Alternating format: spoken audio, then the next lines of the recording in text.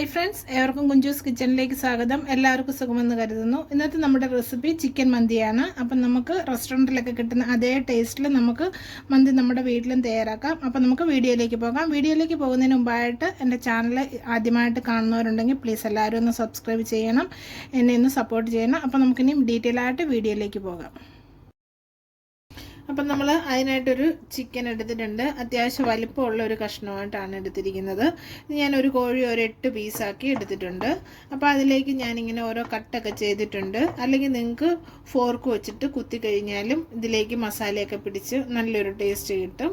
ഇനി ഞാനിവിടെ എടുത്തിരിക്കുന്നത് തൊലി കളഞ്ഞാണ് എടുത്തിരിക്കുന്നത്. നിങ്ങൾക്ക് തൊലിയോടുകൂടി വേണമെങ്കിലും നമുക്ക് മന്തി ഉണ്ടാക്കാവുന്നതാണ്. എനിക്ക് തൊലി ഇഷ്ടമില്ലാത്തതുകൊണ്ട് ഞാൻ തൊലി കളഞ്ഞത്. അപ്പം ഇനി നമുക്കിതിലേക്ക് വേണ്ടത് മസാലകളൊക്കെ ചേർത്ത് കൊടുക്കണം. അപ്പോൾ നമുക്കിനി ഇതിലേക്ക് മസാലകളൊക്കെ ചേർത്ത് കൊടുത്ത് നമുക്കിതൊന്ന് മാരിനേറ്റ് ചെയ്യാനായിട്ട് വയ്ക്കാം.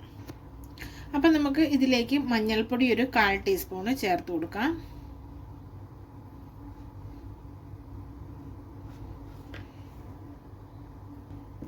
ഇനി നമ്മൾ മുളക് പൊടിയാണ് ചേർക്കുന്നത്. മുളക് പൊടി 1 ടീസ്പൂൺ ചേർത്ത് കൊടുക്കാം. അതുപോലെ തന്നെ മല്ലിപ്പൊടി നമുക്ക് ചേർത്ത് കൊടുക്കാം. 1 ടീസ്പൂൺ മല്ലിപ്പൊടി.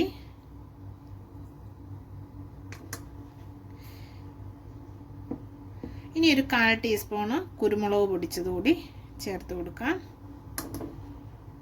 ഇനി നമുക്കിതിലേക്ക് വേണ്ട ഇതിനായിട്ട് ആവശ്യത്തിനുള്ള ഉപ്പാണ്. അപ്പം നമ്മളിവിടെ എടുത്തിരിക്കുന്ന ഒരു 1/2 ടീസ്പൂൺ ഉപ്പ് എടുത്തിട്ടുണ്ട്. ഇനി നമുക്കിതിലേക്ക് വേണ്ടത് ഒരു 1/2 ടീസ്പൂൺ ഇഞ്ചിയും വെളുത്തുള്ളിയും കൂടെ നന്നായിട്ട് അരച്ചെടുത്തതാണ്.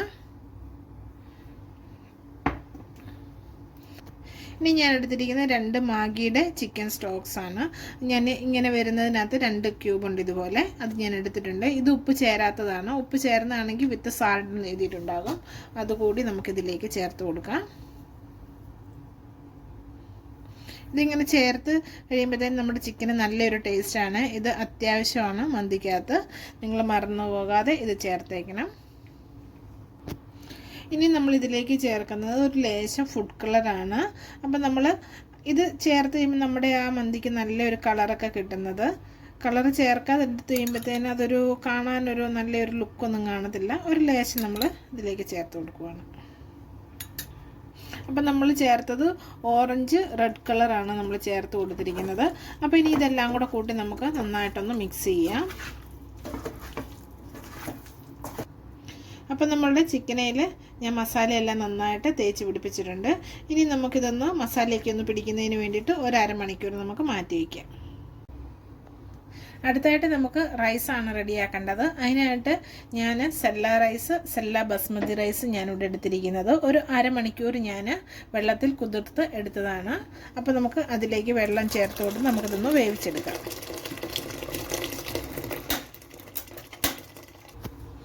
ഇനി നിങ്ങളുടെ കയ്യിൽ ബസ്മതി റൈസ് ആയിരിക്കുന്നതെന്നുണ്ടെങ്കിൽ ഇച്ചിരി വേവ് കൂടിയ റൈസ് ആണെന്നുണ്ടെങ്കിലും കുഴപ്പമില്ല. അല്ലെ നിങ്ങൾ അതനുസരിച്ച് ചോറ് ഊറ്റുമ്പോൾ അതിനനുസരിച്ച് ഊറ്റിയെടുത്താൽ മതി. ഇനി ഞാനിതിലേക്ക് ചേർത്ത് കൊടുത്തത് നമ്മൾ നേരത്തെ ചേർത്ത് മാഗിയുടെ ചിക്കൻ ക്യൂബ് ഉണ്ടല്ലോ, അതിൻ്റെ അകത്തൊന്ന് 1 പീസ് ഞാനിതിലേക്ക് ചേർത്ത് കൊടുക്കുവാണ്.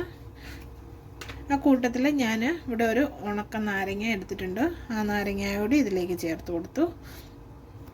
ഇനി നമുക്കിതിലേക്ക് 1 ടേബിൾ സ്പൂണ് ഓയിൽ ചേർത്ത് കൊടുക്കണം. വെളിച്ചെണ്ണയല്ല, ഓയിൽ ചേർത്ത് കൊടുക്കണം.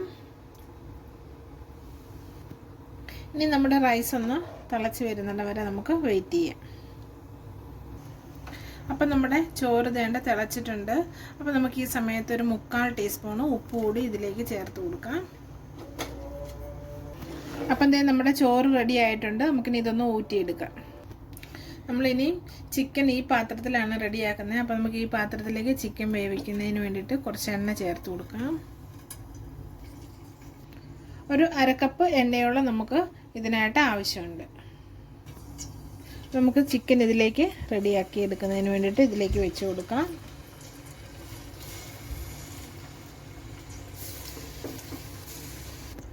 അപ്പം ഞാനിനി ഇത് എടുത്തിരിക്കുന്ന ഒരു 2 സവോള പൊടിയായിട്ട് അരിഞ്ഞെടുത്തിട്ടുണ്ട്. അതുകൂടി നമുക്കിതിലേക്ക് ഇതിൻ്റെ മേളിലേക്ക് ചുമ്മാതെ ഇട്ട് കൊടുത്താൽ മതി.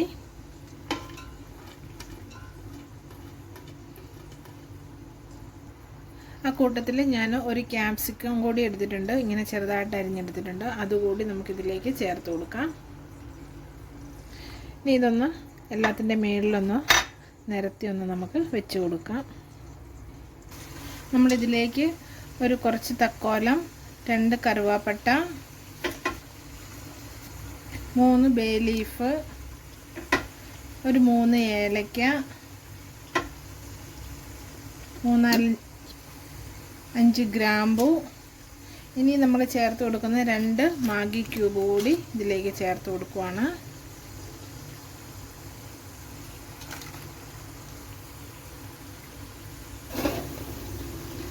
അപ്പോൾ ഇനി നമുക്കിത് അടച്ചു വെച്ച് 5 മിനിറ്റ് വേവിക്കാം. അത് കഴിഞ്ഞിട്ട് നമുക്ക് തുറന്നിട്ട് തിരിച്ചും മറിച്ചിട്ട് ചിക്കൻ വേകുന്നിടം വരെ വേവിച്ചെടുക്കണം. അപ്പോൾ ഇനി നമുക്കിതൊന്ന് തുറന്നിട്ട് നമ്മുടെ ചിക്കൻ ഒന്ന് തിരിച്ചൊക്കെ ഇട്ട് കൊടുക്കണം.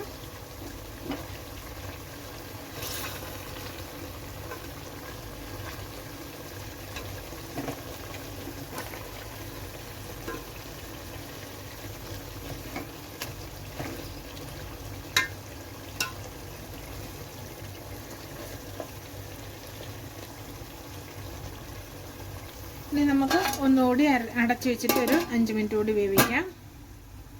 അപ്പോൾ നമ്മുടെ ചിക്കൻ ഇപ്പം വെന്തിട്ടുണ്ടാവും. ഒരു 10 മിനിറ്റ് ആയിട്ടുണ്ട്. എണ്ണയൊക്കെ മേളിൽ തിളഞ്ഞിട്ടുണ്ട്. നമ്മുടെ ചിക്കന് ഏകദേശം വേവൊക്കെ ആയിട്ടുണ്ട്.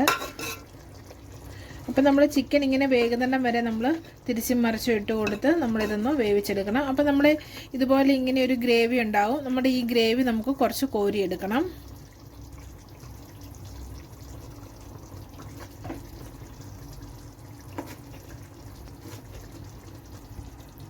അപ്പം നമ്മൾ 1 കപ്പ് ഓയിലും എല്ലാം കൂടി നമ്മൾ കോരി എടുത്തിട്ടുണ്ട്. ബാക്കി നമ്മുടെ ചെരുവത്തിലുണ്ട്. ഇനി നമ്മൾ ഇതിലേക്ക് നമ്മൾ നേരത്തെ വേവിച്ച് വെച്ചിരിക്കുന്ന ചോറാണ് ചേർത്ത് കൊടുക്കുന്നത്. അത് നമുക്ക് ഒരു 2 ലെയറായിട്ടാണ് ഞാനിപ്പോൾ ഇവിടെ ചേർത്ത് കൊടുക്കുന്നത്.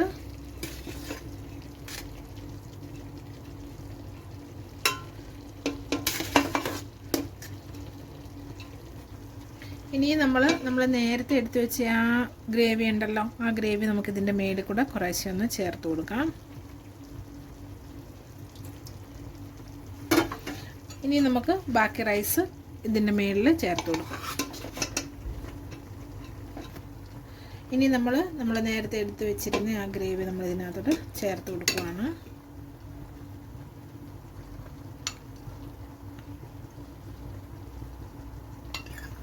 ഇനി ഒരു 4 പച്ചമുളക് ഞാൻ എടുത്തിട്ടുണ്ട്. നമുക്കിതുപോലെ മുഴുവനായിട്ടും കട്ട് ചെയ്യാതെയാണ് എടുത്തിരിക്കുന്നത്. നമുക്കിതിലേക്ക് ചെറുതായിട്ട് ഇങ്ങനെ ഇറക്കി വയ്ക്കാം. ഇനി നമുക്ക് ഇതിങ്ങനെ അടയ്ക്കുന്നതിന് വേണ്ടിയിട്ട് ഒരു ഫോയിൽ പേപ്പർ വയ്ക്കാം. ഫോയിൽ പേപ്പർ വെച്ച്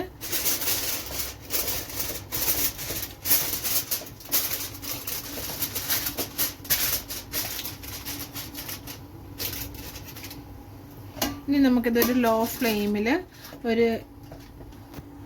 ഒരു അരമണിക്കൂർ നമുക്ക് ലോ ഫ്ലെയിമിൽ ദമ്മിടാം. ഇനി നമുക്ക് ഒരു അരമണിക്കൂർ ആകുന്നതിന് വേണ്ടി വെയിറ്റ് ചെയ്യാം. അപ്പം നമ്മുടെ മന്തി റെഡിയായി വരുന്ന ആ സമയം കൊണ്ട് നമുക്ക് അതിനായിട്ടുള്ള ഒരു ചമ്മന്തി റെഡിയാക്കാം.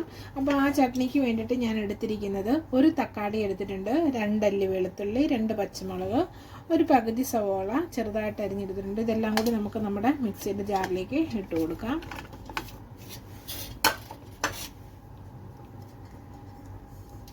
നമ്മുടെ മുളക് ഉണ്ടല്ലോ, നമുക്കൊന്ന് ഓടിച്ചിട്ട് കൊടുക്കാം.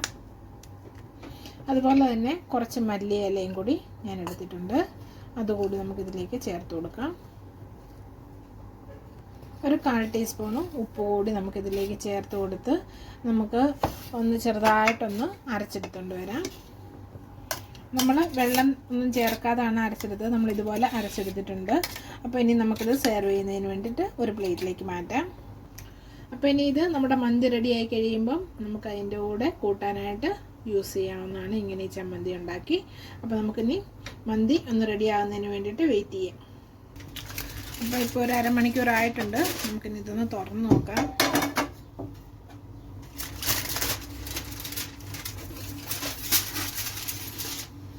അപ്പം നമ്മുടെ മേളിലത്തെ ചോരിന്നൊക്കെ വെള്ളമൊക്കെ അങ്ങോട്ട് താഴോട്ട് പോയിട്ടുണ്ട്. ഇനി നമുക്കിതെല്ലാം കൂടി ഒന്ന് ഇളക്കി ഒന്ന് മിക്സ് ചെയ്യാം.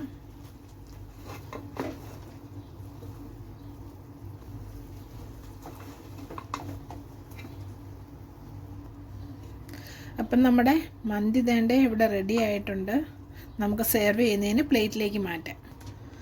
അപ്പം നമ്മുടെ മന്തി സെർവ് ചെയ്യുന്നതിന് ഞാൻ പ്ലേറ്റിലേക്ക് മാറ്റിയിട്ടുണ്ട്. നമ്മൾ റെസ്റ്റോറൻറ്റിലൊക്കെ കിട്ടുന്ന അതേ ടേസ്റ്റിൽ തന്നെ നമുക്ക് മന്തി വീട്ടിലും റെഡിയാക്കി എടുക്കാവുന്നതാണ്. അപ്പം നിങ്ങളെല്ലാവരും ഇതൊക്കെ ഒന്ന് ട്രൈ ചെയ്യണം. നിങ്ങളുടെ അഭിപ്രായങ്ങളൊക്കെ ഒന്ന് കമൻറ്റ് ബോക്സിൽ മെൻഷൻ ചെയ്യണം. അപ്പോൾ പുതിയൊരു വീഡിയോ ആയിട്ട് വരുന്നിടം വരെ എല്ലാവർക്കും നന്ദി.